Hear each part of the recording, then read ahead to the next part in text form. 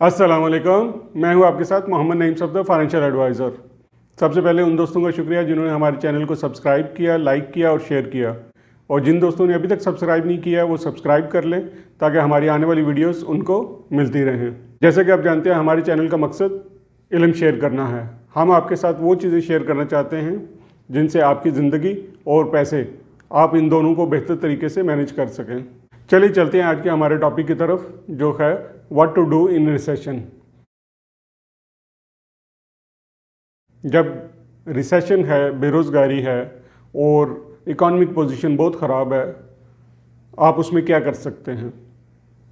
उसके अलावा आप अपने आप को कैसे तैयार कर सकते हैं इससे निपटने के लिए कि अगर फ्यूचर में आने वाले दिनों में अगर रिसेशन आता है या इकोनॉमिक हालत और ख़राब होती है तो आप अपने आप को कैसे तैयार कर सकते हैं इससे निपटने के लिए।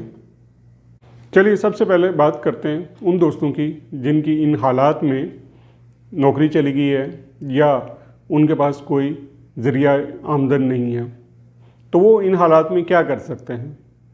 तो ये हमारी पर्सनल थिंकिंग है कि सबसे पहले तो उनको अल्लाह ताला की ज़ात के ऊपर यकीन कामिल होना चाहिए कि अल्लाह ताला की ज़ात कोई ना कोई ज़रिया बना देगी, कोई सबब बना देगी, क्योंकि अल्लाह ताला की ज़ात हर एक को रिज़्क देता है। दूसरा ये है कि आपको मेहनत से नहीं घबराना चाहिए। जो आपका ऑप्शन है इस वक्त अवेलेबल आपको काम के लिए, कोई भी नौकरी मिलती है, कोई किसी जगह पे काम मिलता है तो आपको कर लेना चाहिए। उस वक्त अब आपको ये नहीं सोचना चाहिए कि मैं बहुत अच्छी पोजीशन पे काम कर रहा था और अब ये बहुत लो पोजीशन का काम मुझे मिल रहा है तो मैं नहीं करूँगा।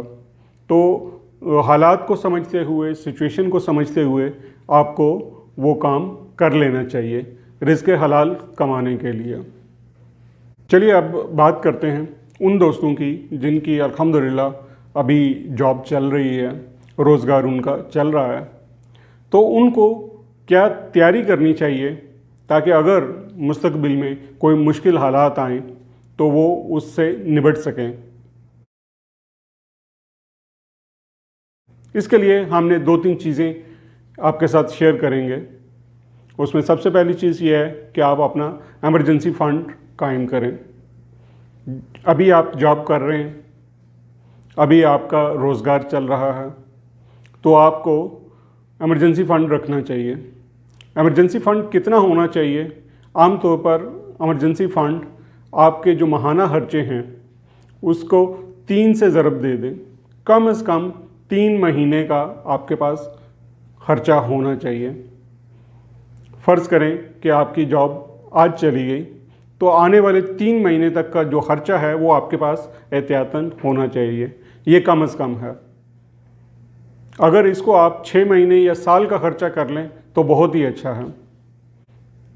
इसके बाद दूसरा पॉइंट जो हम समझते हैं कि आपको अपने ऊपर काम करना चाहिए, अपनी स्किल को इम्प्रूव करना चाहिए। आप जिस शोबे में भी हैं, जिस जगह पे भी काम कर रहे हैं, वहाँ पे देखें कि मैं इम्प्रूव कैसे कर सकता हूँ, मैं बेहतरी कैसे ला सकता हूँ, मैं कौन सा काम सीखूँ, कौन सा हुनर सीखूँ कि मैं इस पे बेहतरी ला सकूँ। इसमें कोई शक नहीं कि जब भी रिसेशन आता है, जब भी बेरोज़गारी आती है, तो सबसे पहले उन लोगों को फ़ारिग किया जाता है जिनके पास हुनर कम होता है या जिनके पास हुनर नहीं होता। जिनके पास हुनर होता है उनको सबसे आखिर में निकाला जाता है। हम यहाँ पे मिसाल लेते हैं एक रेस्टोरेंट की, एक आम मिसाल है। रेस्टोरेंट में जब कभी भी बेरोज़गारी आएगी, बेरोज़गारी से मुराद यह है कि जब कभी भी रेस्टोरेंट का मालिक बंदों को कम करना शुरू करेगा तो वो सबसे पहले अपने वेटर्स या दूसरा स्टाफ उसको कम करेगा। कभी भी वो कुक को नहीं निकालेगा, जो खाना पकाता है उसको नहीं निकालेगा, क्योंकि उसका पूरा रेस्टोरेंट उसके हुनर, उसके खाना बनाने के ऊपर चलता है। इसके बाद तीसरा पॉइंट है मल्टीपल इनकम स्ट्रीम। इसका मतलब है कि आप जो भी काम कर रहे हैं, आप इसी वक्त अपना प्लान करें कि आप कैसे एक साइड इनकम जनरेट कर सकते हैं, आप कैसे इजाफी कमा सकते हैं।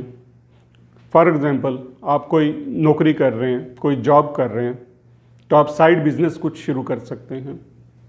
आप इन्वेस्ट कर सकते हैं किसी जगह पे, शेयर्स में, बॉन्ड्स में और रियल एस्टेट में। हमने बॉन्ड्स और शेयर्स के ऊपर ऑलरेडी वीडियो बना रखी है और उसका लिंक डिस्क्रिप्शन में दे दिया है, आप ज़रूर देखिए। हमारे इस पॉइंट का मकसद ये है, जब कभी भी मुस्तकबिल में खुदा न खास्ता कभी आपके ऊपर मुश्किल वक्त आए तो आपका एक इजाफी आमदन का ज़रिया हो जो आपको सपोर्ट कर सके। तो यहाँ पे ये ज़रूरी है कि आपका कोई एडिशनल इजाफी सोर्स ऑफ इनकम जहाँ से आपकी आमदन आ रही हो वो होना चाहिए। खुदा न खास्ता जब कभी भी मुस्तकबिल में आपका करंट रोज़गार अभी जिस पे काम कर रहे हैं वो ख़त्म होता है तो आपके पास दूसरा ऑप्शन अवेलेबल होगा। आप इस तरीके से बहुत अच्छी तरह से मैनेज कर सकते हैं। जी दोस्तों, तो आज की वीडियो में हमने देखा कि आप मुश्किल हालात में कैसे नबर्द आज़मा हो सकते हैं, और दूसरा, अगर कोई मुश्किल वक्त के लिए तैयारी करनी है तो वो कौन कौन सी चीज़ें हैं जिनको आप मद्देनज़र रख के अपनी तैयारी अभी से कर सकते हैं। अगर आप अकाउंटिंग, बिजनेस या फाइनेंस के मुतालिक कोई सवाल करना चाहते हैं तो हमारा ईमेल एड्रेस नीचे दिया गया है। अगर आपको हमारी वीडियोस अच्छी लगी तो ज़रूर सब्सक्राइब करें, लाइक करें और शेयर करें, और कमेंट सेक्शन में अपनी राय का इजहार करें।